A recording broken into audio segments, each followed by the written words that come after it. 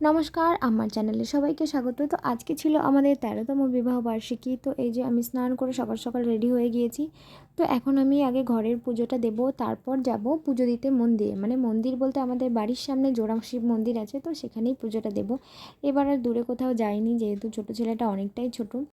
তো বাইরে কোথাও পুজো দিতে যাওয়ার আগে আমি অবশ্যই ঘরের পুজোটা আগেই দিয়ে যাই, কারণ এটা জানি না, আমার মনে হয় যে আগে ঘরের পুজোটা দেওয়া উচিত। তো তোমাদের কি মনে হয় সেটা অবশ্যই কমেন্ট করে জানিও। তো এই যে আমি মন্দিরে চলে এসেছি, তো এসে দেখি ঠাকুরমশাইও রয়েছেন। তো আমার পুষ্পাঞ্জলিটাও দেওয়া হয়ে গেল, তো ভালোই হলো, ঠাকুরমশাই ছিলেন। তো এই যে আমার এই মন্দিরটাতে পুজো দেওয়া হয়ে গেছে, তো এবার যাব ওই ছোট মন্দিরটা।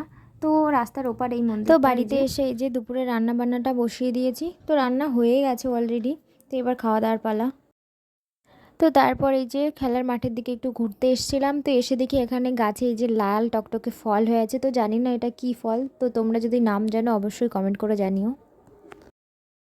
তো এখন রাত 8টা বাজে, আর এই যে রেডি হয়ে গিয়েছি, আর দেওরা যা মিলে কেক নিয়ে এসেছিলো। তো এই যে এখন কেকটা কাটা হবে।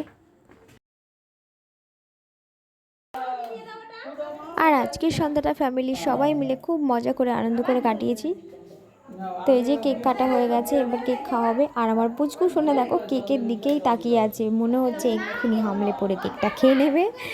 তো আজকের ভিডিওটা কেমন লাগলো অবশ্যই কমেন্ট করে জানিও। আর যারা যারা আমার চ্যানেল নতুন দেখছো তারা কিন্তু অবশ্যই ফলো করে দিও নতুন ভিডিও পাওয়ার জন্যে।